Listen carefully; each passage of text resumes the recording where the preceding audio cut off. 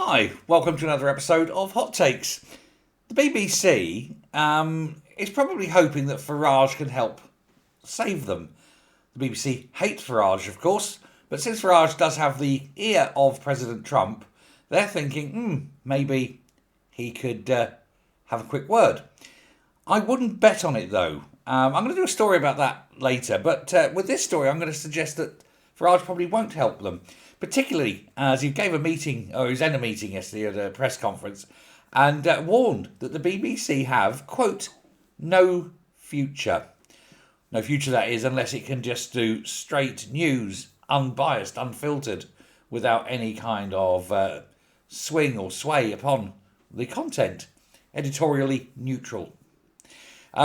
He's also saying that it's been institutionally biased for decades.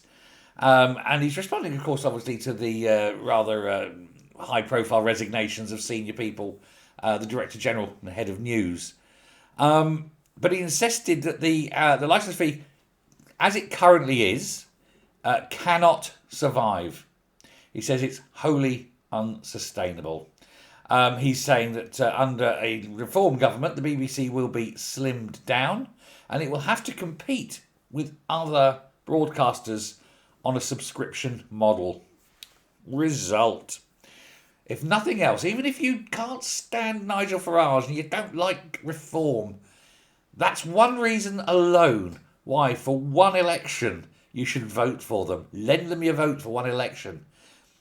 Get the BBC onto subscription based, and let's just see how many people are willing to pay for their shit. And I tell you now, it won't be many. But he was there, was old Nige. He was in Westminster and he was in this press conference. And he said that he had spoken to President Trump on last Friday. And the US president made clear that he was very, very angry. He got some very barbed speech from the president, apparently. Now, of course, Deborah Turness, she was head of news. She's had to quit. Hopefully, and I mentioned this in a video late yesterday evening, hopefully that'll be the end of BBC Verify as well. That was her little baby. And she was denying that the BBC was institutionally biased. What? Has she not heard of what's going on in Panorama? My God. But she's insisting that it's the world's most trusted news provider.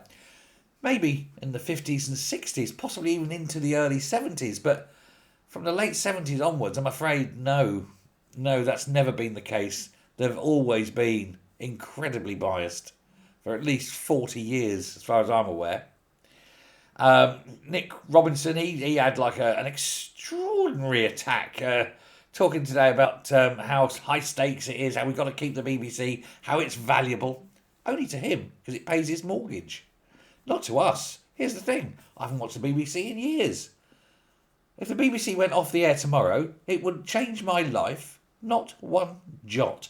And I suspect 99% of you good people who are watching my channel now probably feel the same. Name something you watch, okay? Okay, you might watch Strictly, okay? You might watch Invent something recent. David Attenborough, there you go. You might watch a David Attenborough thing. But let's face it, he ain't going to be around much longer. What do the BBC do then? Pull out one of their younger little wokey types? Yeah. I don't think so.